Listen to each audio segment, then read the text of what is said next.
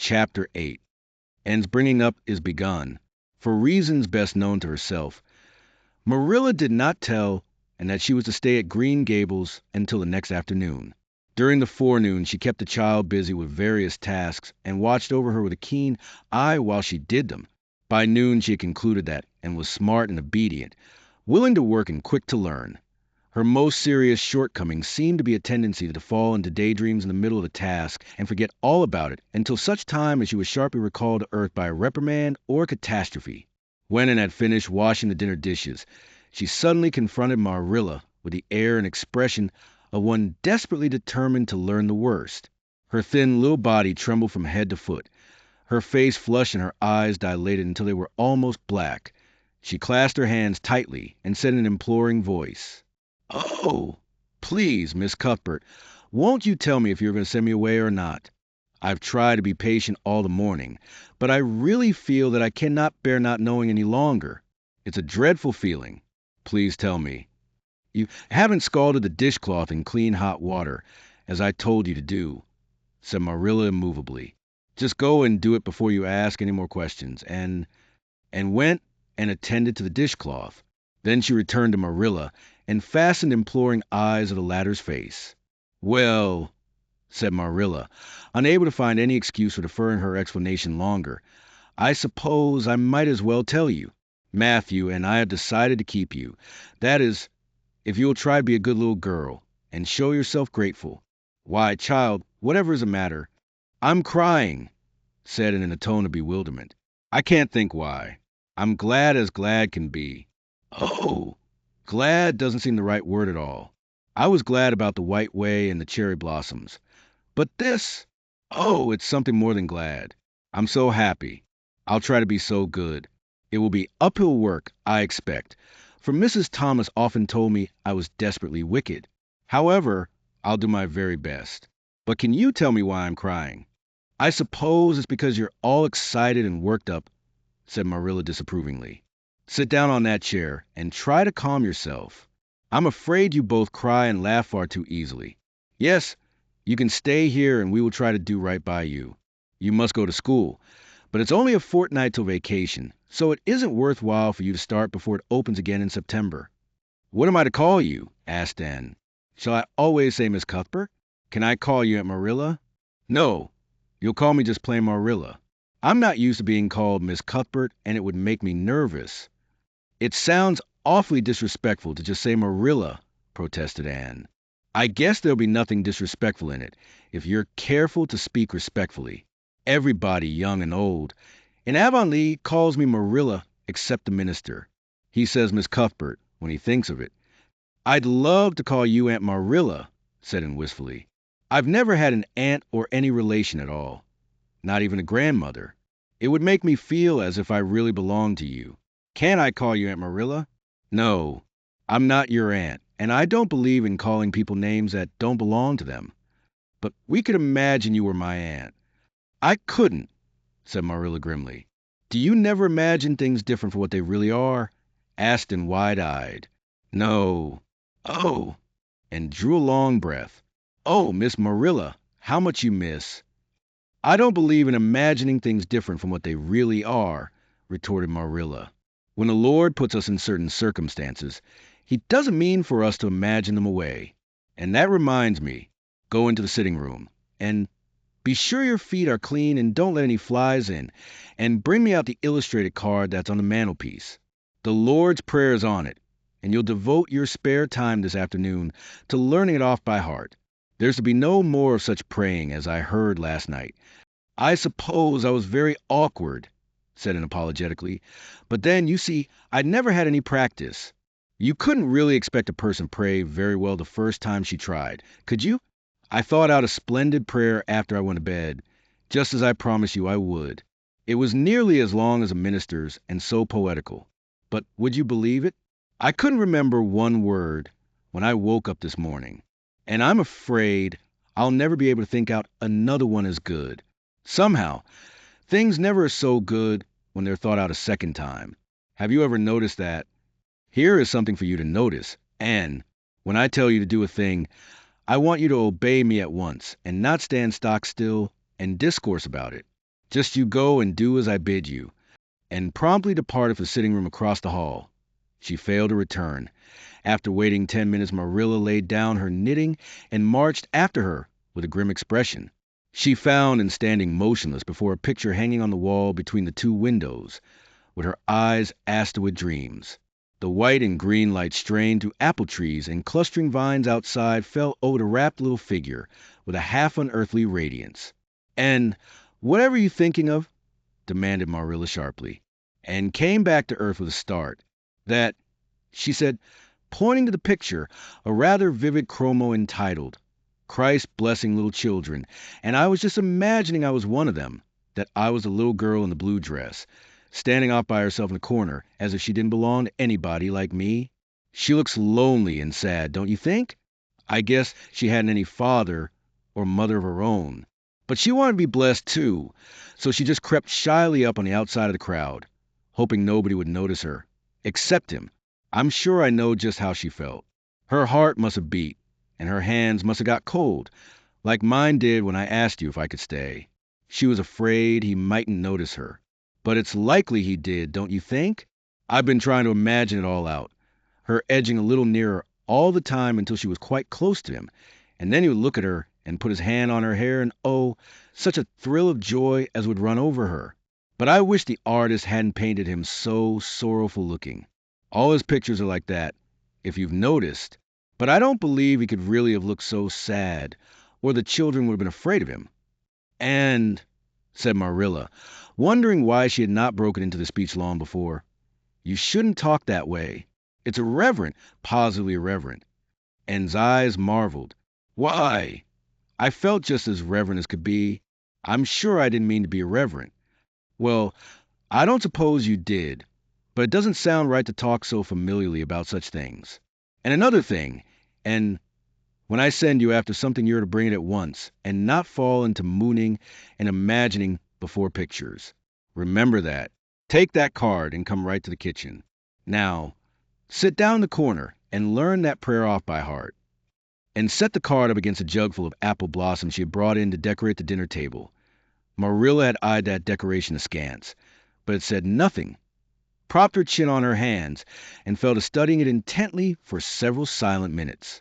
"I like this," she announced at length. "It's beautiful. I've heard it before. I heard the superintendent of the asylum Sunday school say it over once. But I didn't like it then. He had such a cracked voice, and he prayed it so mournfully. I really felt sure he thought praying was a disagreeable duty. This isn't poetry, but it makes me feel just the same way poetry does. 'Our Father who art in heaven, hallowed be thy name.' That is just like a line of music." "Oh, I'm so glad you thought of making me learn this, Miss Marilla." "Well, learn it and hold your tongue," said Marilla shortly, and tipped the vase of apple blossoms near enough to bestow a soft kiss on a pink cup bud, and then studied diligently for some moments longer. "Marilla," she demanded presently, "do you think that I shall ever have a bosom friend in Avonlea?" "What kind of friend?" "A bosom friend, an intimate friend, you know, a really kindred spirit to whom I can confide my inmost soul. I've dreamed of meeting her all my life. I never really supposed I would. But so many of my loveliest dreams have come true all at once that perhaps this one will, too. Do you think it's possible? Diana Barry lives over at Orchard Slope, and she's about your age. She's a very nice little girl, and perhaps she will be a playmate for you when she comes home. She's visiting her aunt over at Carmody just now. You'll have to be careful how you behave yourself, though Mrs. Barry is a very particular woman. She won't let Diana play with any little girl who isn't nice and good."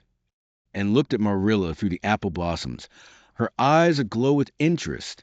"What is Diana like? Her hair isn't red, is it?" "Oh, I hope not. It's bad enough to have red hair myself. But I positively couldn't endure it in a bosom friend. Diana is a very pretty little girl. She has black eyes and hair and rosy cheeks. And she is good and smart, which is better than being pretty."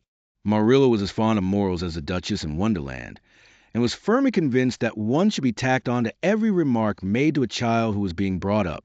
Button waved the moral inconsequently aside, and seized only on the delightful possibilities before it. "Oh, I'm so glad she's pretty. next to being beautiful oneself. And that's impossible in my case. It would be best to have a beautiful bosom friend.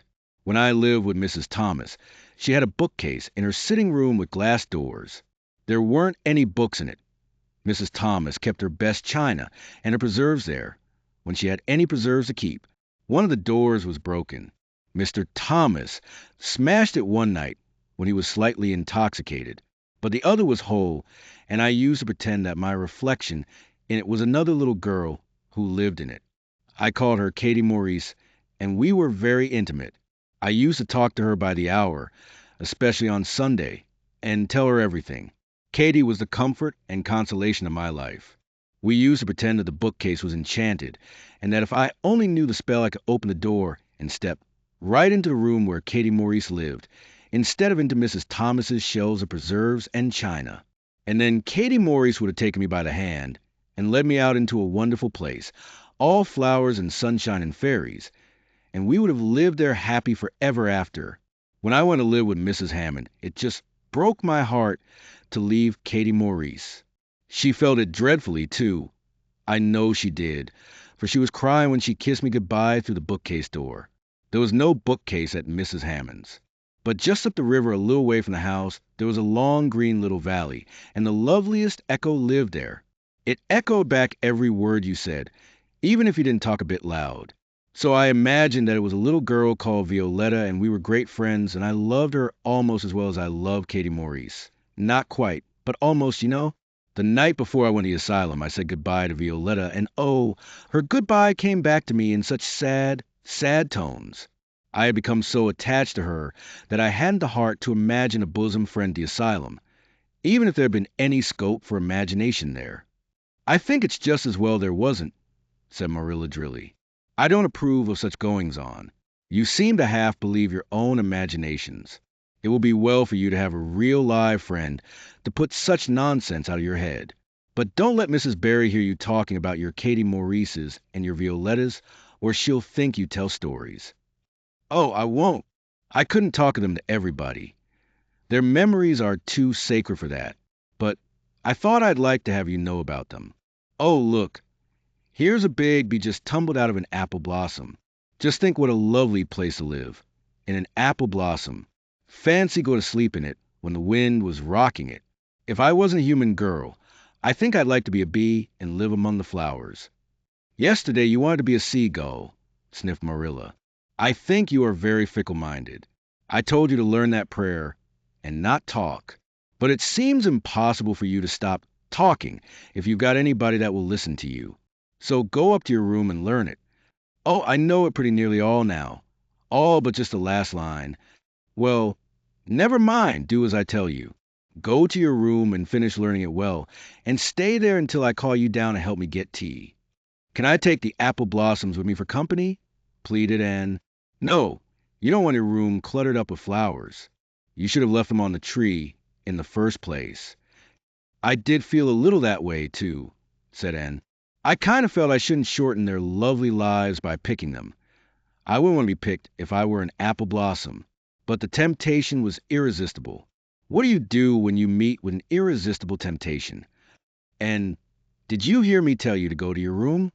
And sighed, retreated to the east gable, and sat down in a chair by the window. There, I know this prayer.